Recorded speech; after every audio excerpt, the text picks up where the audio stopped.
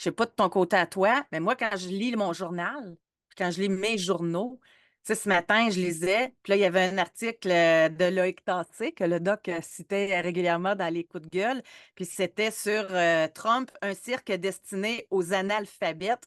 Là, j'entends le doc, là. Je Ouais. l'entends tellement, mais quel mépris! Puis Hum, je vous le dis, là, dans l'article, là, savez-vous qu'est-ce qu'il dit? Qu'il y a seulement 46, regardez, un des facteurs les plus sous-estimés qui favorise le soutien à Trump, là, c'est le taux élevé d'analphabétisme. OK? 21 des Américains sont incapables de lire et d'écrire. 54 des Américains ont un niveau de compréhension de la langue anglaise équivalent à celui d'élèves de sixième année ou moins. Fait que c'est pour ça. C'est parce que, selon Loïc Tassé, si Trump est populaire aux États-Unis, c'est parce que les Américains sont niaiseux. Hein, c'est tellement méprisant, là. En tout hum. cas, fait que ça pour vous dire que je lis le journal, puis j'entends le doc dans ma tête régulièrement. Tu sais, quand je lis ça. Fait que c'est ça. Fait que je pense aussi, puis vous pouvez lever la main pour le témoigner si ça vous dit, c'est qu'on a eu l'occasion de l'entendre en psychanalyse, mais aussi de nous amener à avoir un esprit critique. Tu Ouais. sais, une nouvelle qu'on entendait partout dans les médias, repris par Doc Mayou, c'était comme, oh, OK, il y a cet angle-là là, qui est important de Ouais. regarder, d'analyser.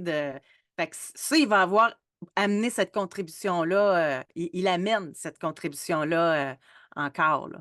Puis moi, j'ai souvent dit dans mes réseaux, sur mon podcast, que ce qui manque au Québec, ça serait une espèce de tronc commun dans le système éducatif, où c'est qu'on aurait justement l'enseignement de l'esprit critique. Donc, comment penser de façon critique. Pas comment réfléchir par rapport à une idéologie quelconque, pas comment maîtriser les codes d'un tel discours, mais vraiment comment réfléchir de façon critique. Ça, pour moi, ça devrait être justement, en guillemets, critique dans l'éducation d'un jeune homme pour en faire un adulte sain et autonome moralement. Puis ensuite de ça, l'intelligence financière, qui est importante au doc. Oui, L'intelligence oui, financière, on n'enseigne oui. jamais ça à l'école, comment gérer ses avoirs, ses finances, tout ça. Ça, c'est comme, faut que tu apprennes ça par toi-même. Tu apprennes ça par toi-même. Ou que tu sois dépendant de conseillers financiers, etc., etc. Et finalement, une véritable éducation psychosexuelle, puis là, je ne parle pas des cours de formation personnelle et sociale, où c'est qu'on va écrire la professeure va nous faire écrire des mots au tableau, c'est comme, pénis!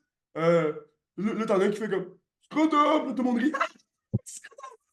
Là, ils écrivent ça au tableau. Ça, c'est complètement, c'est n'importe quoi, là, tu sais. Fait que vraiment, un cours d'éducation psychosexuelle, ça devrait être vraiment trois canons d'un front commun d'éducation au Québec qu'on n'a pas. Ben, c'est quoi? On va commencer à débattre maintenant. Moi, je suis d'accord pour le dernier point, mais pour les deux premiers, moi, je pense que ça devrait partir de la maison. Tu sais, Mais on ne écoute, peut pas enseigner l'esprit critique. Tu sais. À partir du moment où qui est capable d'avoir un esprit critique? Quelqu'un qui est écouté, qui est respecté par son père, par sa mère, être capable le père ou la mère qui est capable d'accepter que son fils, sa fille soit en désaccord. Tu sais, je pense que ça se travaille à la maison beaucoup. Puis l'éducation financière aussi, là, il y a l'exemplarité qui est intéressante. Tu sais, en tout cas, fait que, mais moi, je c'est pense des que, je pense que sujets, l'un n'empêche pas l'autre. C'est-à-dire, plus que les parents peuvent en faire, évidemment, on n'est pas contre les parents, on voudrait que les parents fassent leur job, justement, c'est pas le problème. Tu sais, je veux dire, on n'est pas des extrêmes gauchistes qui voudraient justement déconstruire la famille, c'est pas ça. Tu sais, je veux dire, on voudrait justement que la famille fasse son travail. C'est ça que le doc aurait voulu, mais on ne l'a pas, tu sais. Puis le gros problème, moi, j'ai souvent eu pour mon dire que, tu sais, autant d'un côté, la famille est une secte avec son idéologie, et de l'autre côté, tu as l'enseignement public au Québec, qui est également une secte avec son idéologie. Fait que là, dans le fond, les enfants sont bardassés d'un bord puis de l'autre, ils se font raconter un truc à la maison, puis ils se font raconter un autre truc à l'école. Mais dans le fond, qu'est-ce qui serait transcourant, qu'est-ce qui serait universel là-dedans? Ça serait justement l'esprit critique. Puis l'esprit critique, ça s'enseigne, apparemment. Il y a des fondations, puis il y a des associations là, que les gens peuvent rejoindre. Je vous invite à googler là, sur comment comme apprendre, entre guillemets, l'esprit critique. Mais c'est sûr que il y a une méthode en arrière de ça, mais fondamentalement, l'esprit critique, c'est quoi? C'est ce que Descartes appelait le bon sens. C'est faire preuve de bon sens, montrer de la vulnérabilité. Puis d'ailleurs, vulnérabilité, si tu me permets, je veux comment dire, insister un petit peu sur ce terme-là, parce que à notre émission, on pourrait avoir l'impression en surface de voir des gens fragiles, de voir des gens qui sont en détresse. Moi, je vois des gens qui montrent de la vulnérabilité. Et la exact. différence entre la fragilité et la vulnérabilité, c'est quoi? C'est que la vulnérabilité, c'est que la personne choisit en pleine possession de ses moyens, elle choisit souverainement de nous communiquer quelque chose qui Oui, lui fait mal. Donc, elle se vulnérabilise. Et ça, c'est un signe de force. C'est pas un signe de faiblesse. oui. Juste avant qu'on parle avec Léonie, je veux quand même revenir sur l'esprit critique.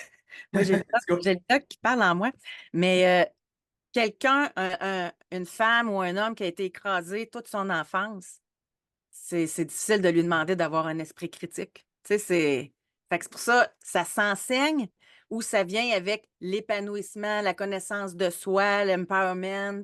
T'as raison. C'est. T'as raison. Je pense qu'il faut commencer par une psychanalyse dans ce cas-là. Quelqu'un qui a Ouais. été brisé, malheureusement, l'esprit critique, il n'est pas rendu là dans ce que Doc appelait fameusement l'étapisme de Claude Morin. Donc là, il est genre une marche trop haut, là. Ouais.